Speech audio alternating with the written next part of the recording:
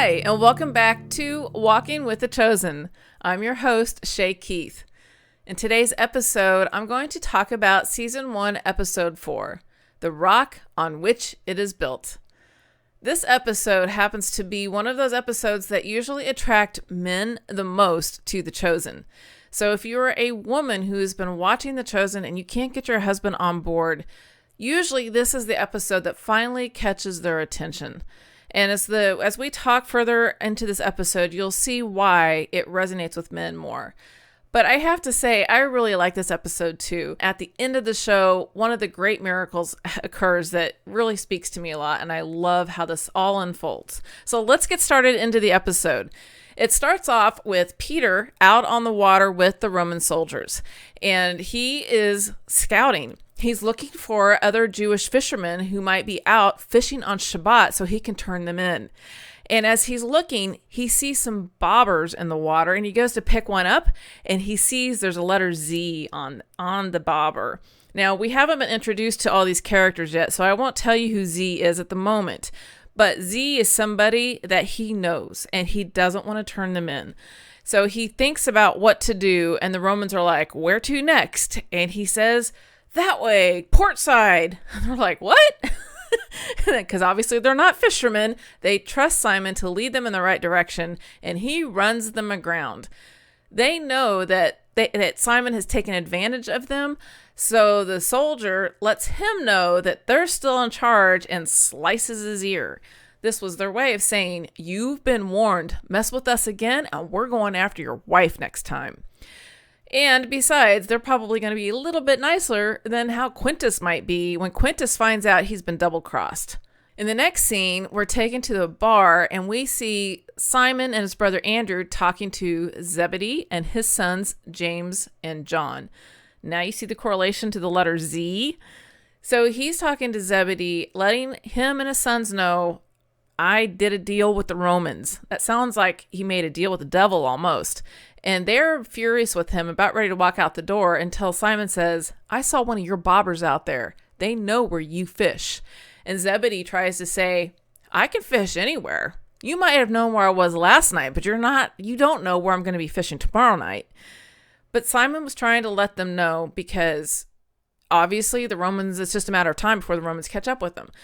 So he tries to make a deal with Zebedee to say, give me all your fish from last night and I'll go turn that in and make my debt paid in full. And I will just let Quintus know, no more issues. I've talked to all these guys. Nobody's going to fish on Shabbat.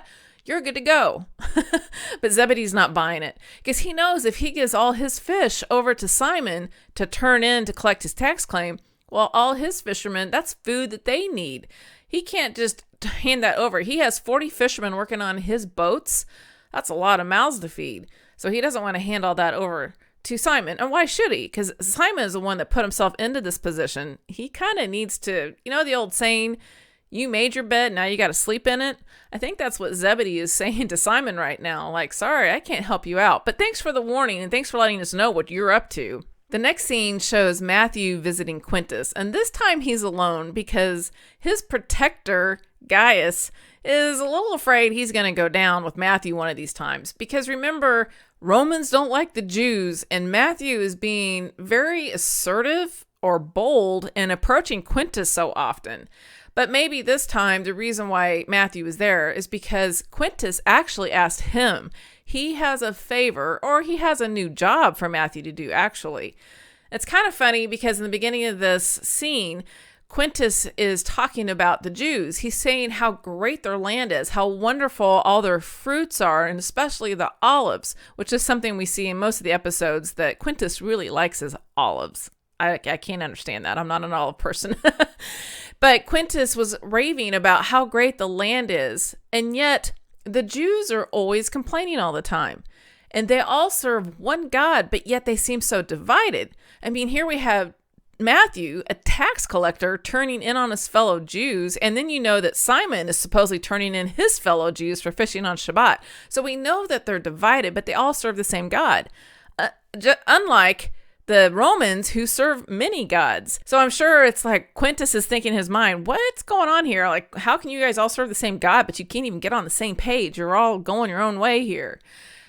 And Matthew just kind of thinking, like, scratch his head, like, I don't quite follow where you're going. And of course, Quintus is like, yeah, of course you wouldn't, because you're kind of a single-minded machine, referring to his brain. He can only think one way. And so he tells Matthew, I have use of your machine. And Matthew's like, my what? My machine? And Quintus is like, your brain. Keep up, Matthew.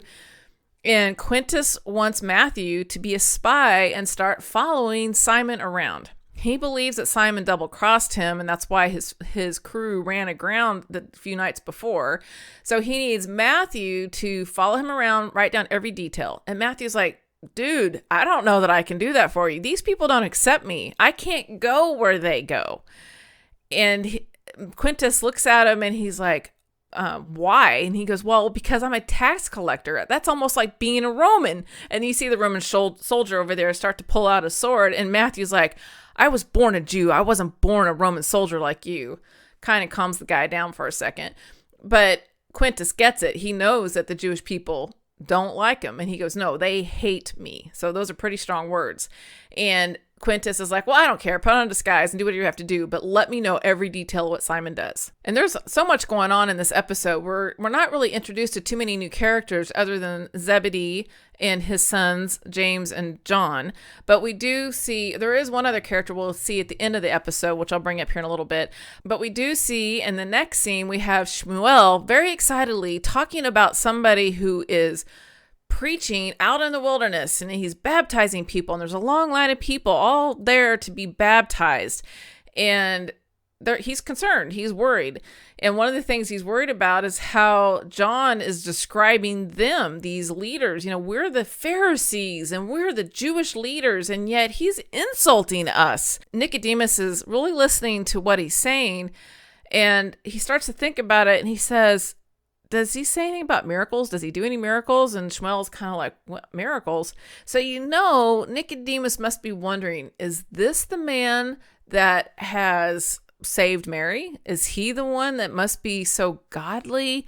He's curious. His wheels are turning. So he just like, okay, fine, we're dismissed. When Simon comes home, he sees that Eden is with her two brothers, and they're discussing something, and Eden is clearly upset. And Simon's like, what's going on here? And the brothers say, our Ima is sick. And Eden is beside herself.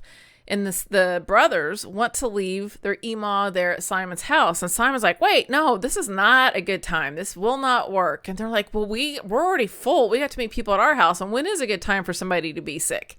And Simon says, no, nope, not happening. So he has a conversation with Eden, and Eden said, I realize it's not a good time for you, but I am her daughter, and I'm here to take care of my mother when she is ill. Eden really wants to be there for her mother. She's like, I'm nothing if I'm not taking care of my mother. And Simon tries to console her and kind of blow her off, like, no, you don't understand. And she goes, you don't understand. And that's when Simon realizes he needs to confess to her what's been going on. So he comes clean and lets her know, hey, I have a big debt that I owe to the tax collectors, and so does Andrew, and we're not catching any fish. I don't know what we're going to do. And, at first she's a little shocked that he's been lying to her and hasn't been telling her everything that's going on. But then she reminds him that he has lost his faith. And finally she lets him know, like, my mom is staying here. It doesn't matter what you say, but her words are really good. She says, God is with me, even if you're not. Where is your faith? Before it was gambling. Now it's working. Always trying to do everything yourself. Those words, the first time I saw this episode, really struck me, because I know as an independent woman, I'm stubborn. And there are times I want to do everything myself. I don't want help from anybody. I'm just going to barrel through and make this work. Or at least that's how I used to be. I tried to do things a little bit differently now that I found Jesus. But in the past, that's how I was. Don't touch me. Don't help me. Unless I ask for your help, go away. And that's kind of how Simon has been. And she continues and she says, the popular Simon, fixing everything, charming everyone without respect for God. This is why you're desperate and trying to fix everything yourself again. So she gets it. She's like, you're not talking to God. You're not listening to God. You're just doing this on yourself. And you think you're going to be able to fix these problems by yourself. When's the last time you prayed? When's the last time you looked up to God and said, God, help me catch the fish I need. I'm in a bad situation. She doesn't say all that on the show, obviously. But I think that's what she's trying to say to him, is that he is not going with faith to God to ask for his help in this issue. Simon walks out the door and he's mad and angry and he's throwing things. And, that's probably how most of us would feel in a relationship when we've been trying to talk to somebody and when we're trying to explain our side, and yet they're right and we know they're right, but we don't want to admit that they are right. And I think that's what Simon is feeling when he walks out the door. He knows what Eden said was correct, but right now the only thing he can think of is that he needs to catch a bunch of fish before Shabbat. And then his brother comes running up behind him, totally out of breath and excited.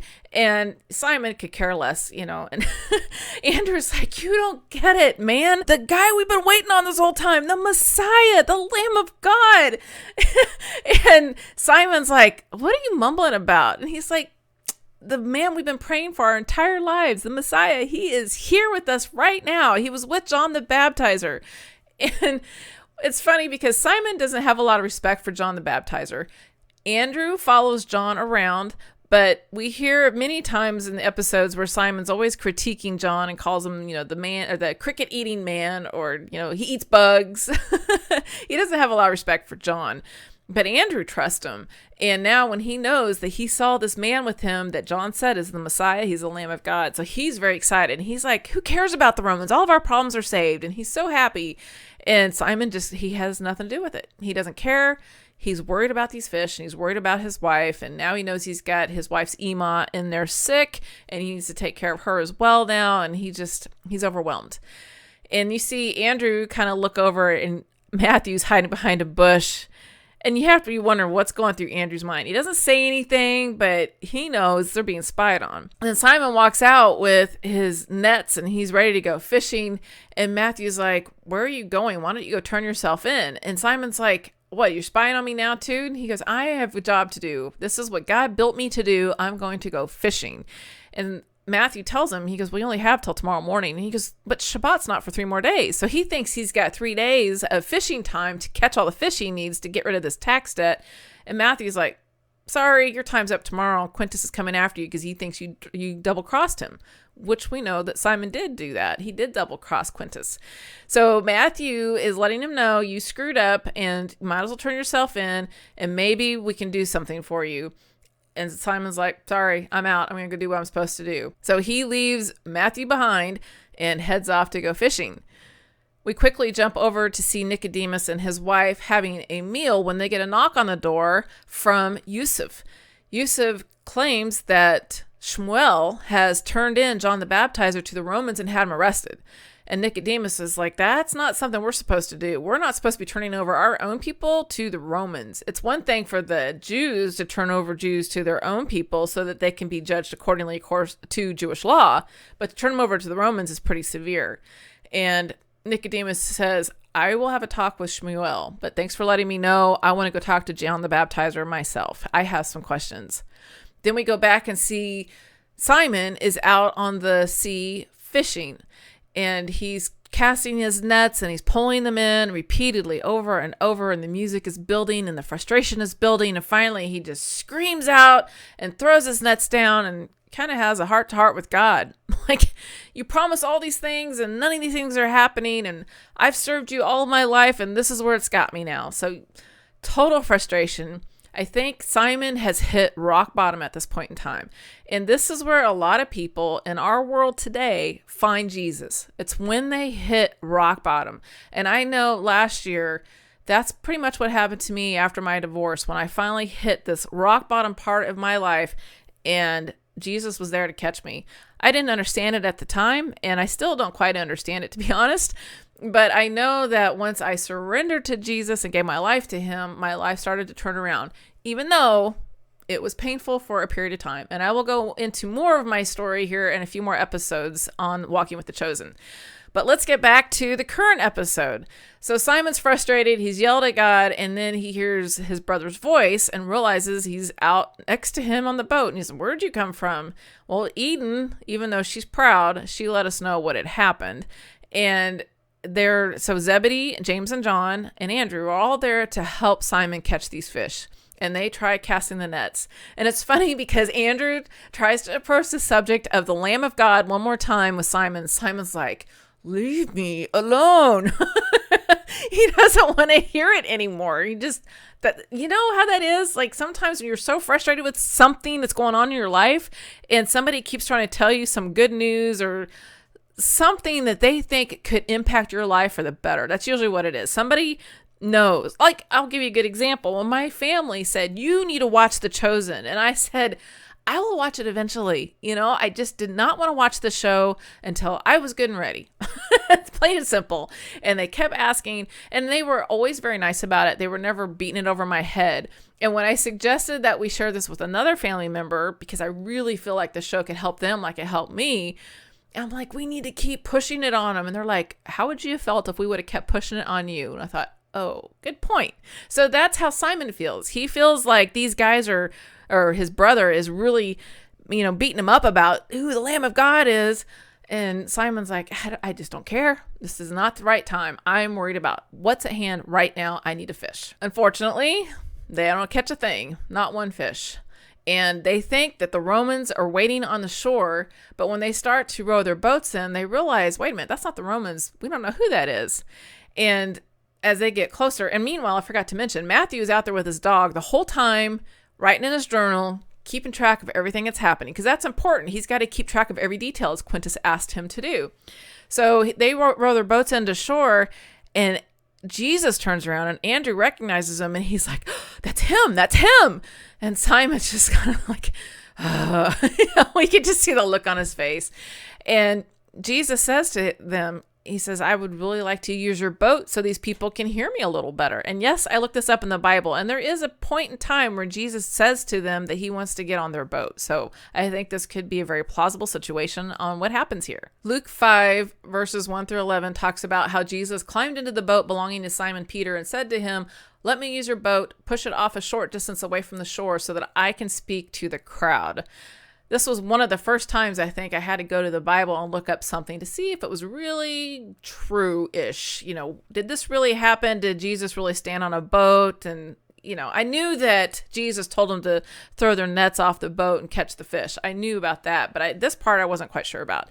Anyway, so Jesus gets up on the boat and he tells a parable. He tells a story to the crowd that's there. And in the crowd, we see Thaddeus, James, and Mary, which were all in episode 2, and a bunch of other people that Jesus is talking to. And he's telling a great story about the kingdom of heaven and how he would gather people in his nets, just like Simon's net, which is kind of funny because he asked Simon, he goes, what do you normally catch in this? And he's like, nothing. He doesn't say nothing, but you can see in his face, like, yeah, I haven't caught anything. He goes, what do you normally catch? And he's like, well, fish. And he goes, yeah, so you gather a lot of fish. And then at the end of the day, you cast out the fish that aren't good, and then you keep the fish that are good. And Jesus says that's how it'll be when the time comes to the kingdom of heaven. There's going to be those that get cast out and those who can stay. So really, the first time I heard him say that in this episode really started to bring the Bible to life for me, because it made sense. It's like, I totally get what he just said. Again, you go back to the Bible, like, is this true? Is this what he said?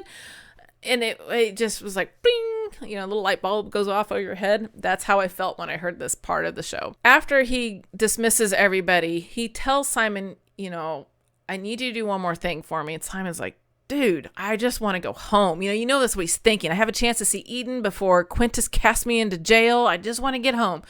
And he's like, I've already tried casting my nets and we didn't catch anything all night. He's kind of pleading with Jesus a little bit. And Jesus just kept looking at him. He never says anything. He just kind of smiles. And Simon's like, okay, fine, at your word. And he goes to cast his net off to the side of the boat.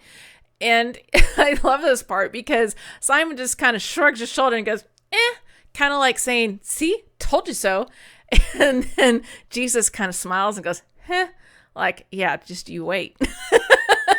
Next thing you know, all the fish pile into the net, and Simon and Andrew can't hold on to it. They start yelling, and we see Zebedee and James and John come running over to help them heave all those fish into the boat. There's so many of them, and it's awesome to see all this, the excitement, the music. We see, I tear up just watching because I'm like, this is a freaking miracle, and Jesus is smiling and laughing, and it's just the perfect climax of this episode. All that frustration, all that tension, everything that Simon had felt to this point, and he is pulling in all those fish to finally pay off that tax debt that he has. So I love the excitement of what takes place right there, and you can tell that even Mary is excited and happy. You see her wiping her eyes. It's God's awesome. And to see God perform a miracle in front of your eyes, how could you not tear up and just be so overwhelmed? Matthew stands up on shore like, what is going on over there, And there's one thing I forgot to mention here in this scene that I really liked. When Jesus was talking to the people, he makes a comment that his yelling voice is not easy on the ears. And when I heard that, I immediately thought, can you imagine God's yelling voice? I don't think that would be easy on the ears. So I did a little research into the Bible to find out if they ever referred to him yelling. And I found something in Hosea that says, Hosea chapter 11, verse 10, "They shall go after the Lord. He will roar like a lion. When he roars, his children shall come trembling from the west." So I'm thinking, if people are scattered all over everywhere and the Lord roars like a lion and everybody comes trembling back from the west, that has to be a pretty loud yell. That's all I'm saying. So when Jesus made that little joke, I had to chuckle at it. But yet we always see he's sweet as a lamb at the same time. So that's pretty cool. Makes me love Jesus more and more every time I watch these episodes. And now Andrew has that moment to say, "See, I told you so." I told you, that's who he is. And Simon hops out of the boat and he falls to Jesus' feet and basically tells him, "I'm not worthy. I am so sorry. I denied you. My brother tried to tell me." And Jesus just keeps looking down at him with a smile on his face. And I don't know about you, but sometimes there are certain songs that I hear, some Christian songs. And in fact, today there have been a couple of them that just hit me so hard that make me realize, like, I am not worthy. I do not deserve your love. And one of the songs I heard today really hit me hard. And right afterwards, the DJ came on and he made a comment about, don't you think sometimes that maybe Jesus is saying, you're a really difficult one to love, but yet we know he doesn't do that. That's not his way. That might be a human way, but that's not God's way. So for Simon to jump out of that boat and he lands there and he's just, I'm not worthy. I don't know what you want from me, but I'll do whatever you ask. And Jesus tells him, look at me, fisherman, look up. And he looks up at him and he said, follow me, and just two simple words, follow me. And Simon says, I will. And then his brother Andrew stands next to him and calls him Rabbi. And you see Jesus look over to James and John and he tells them the same thing, follow me.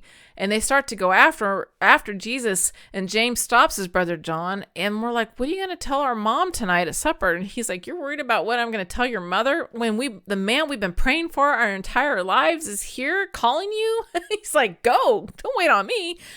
And so they take off with Jesus, and Jesus says to them, you think catching fish is awesome. Just wait. You're going to be fishers of men. And of course, they don't really know what that means at this point in time, but they're like, heck, all right, we're with the Messiah. Let's go. And Matthew comes up to Zebedee, and he's just looking at all the fish, and he says, this is impossible.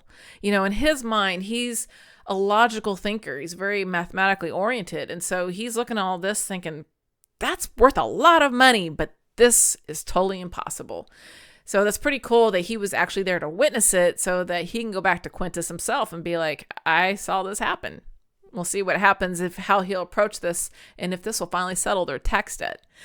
But at the end of this episode, we see that Nicodemus is now at the jail visiting John the Baptizer. He wants to have a little heart-to-heart discussion with him about miracles.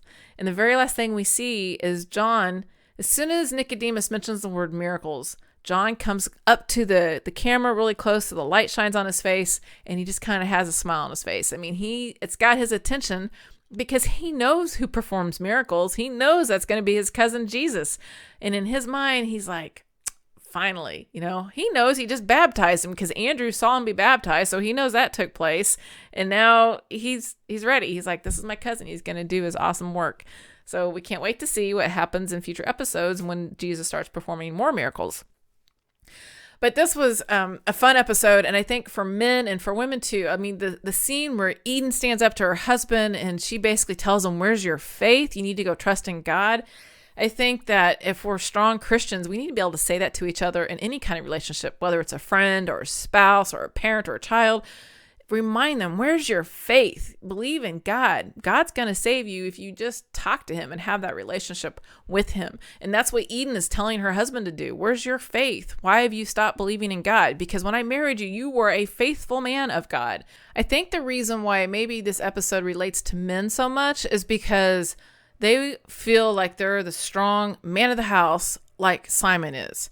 And when they see what Simon struggles with, I'm sure they can relate to it because men, at least the men I've known in my life, usually want to take care of their families. And they've been raised that way in our generation where they're supposed to be the ones that the women can rely on. And as women, I think we want to rely on our men. We want them to be strong and be who we feel supported by them. So I think men can relate to Simon a little bit and see what he struggles with, and also his whole pushing God aside. That is, again, a thing that I've seen a lot of Christian men and even non-Christian men especially. Yeah, who needs God? I got to focus on this thing. I got a job to do right now. And yet when God can work a miracle in your life, it can bring you down to your knees. And I think that's why men can really appreciate this episode and relate to this episode. But like I said, I related to it a lot too, just because of some of those moments of the independence and stubbornness that Simon goes through. I know that I felt that way in my BC Shay days. I definitely struggled with that as well. And so I've learned to let go of a lot of that. And now when I struggle, I look up. I go to my knees and I put my hands together and I ask God to help me with whatever I'm struggling with, because that's what he wants. He wants us to lean on him. He is the Almighty Father. He is the one that we are supposed to look towards for all of our strength. So did you enjoy this episode as much as I did? I wanted to let you know that there is a video you can watch on YouTube, and I will share a link here on YouTube, and I will try to get that also on my podcast. I don't really have show notes out there right now, but I'll see if there's a place I can put it. I'll probably put it in Walking with the Chosen, the Facebook group that I've talked about in previous episodes. But this is a really good video to watch because Dallas talks about what they had to go through in order to create that the miracle of the fish. And he calls it the miracle of the fish. And it has something to do with a great big green burrito, which basically is, it's a green screen effect. And how it all came together is just a God thing. I mean, it's really amazing when you watch it and see how they turned this green burrito into a big bunch of fish that they dumped in the boat. And it just works so magically. So I will link that, like I said, here on YouTube and also somewhere in the Facebook group so that you can watch it if you like, because it's so cool. It's about a 10-minute long video. And I just think it's, again, like, I just love those moments when we know that God's working in our lives and he creates these miracles, even for the show The Chosen. I mean, I'm sure there's lots of them. I know of other moments that Dallas has. He calls them the Red Sea moments starting in season 2, where God just parts the sea and allows things to happen. It's pretty cool. So I'll be sure to share those when we get to season 2 so you can look those up as well. If you want to join the Facebook group, go into Facebook and search for Walking with the Chosen, or you can go to my website, walkingwiththechosen.com, and I have links to Facebook inside of that. You can also send me an email, SHEY@walkingwiththechosen, if you have any comments or questions. And I am looking for people who would love to share their transformation story on how The Chosen has transformed your life like it has transformed mine and thousands of other people around the world. If you're on the Angel Studios app, when you watch The Chosen, they started doing this thing last year where you could see people share their stories on how The Chosen has impacted them. And there's so many amazing stories, and it's changing all the time. I encourage you to go check those out anytime you're just needing a little bit of inspiration to know how God is working in people's lives. You will be blown away.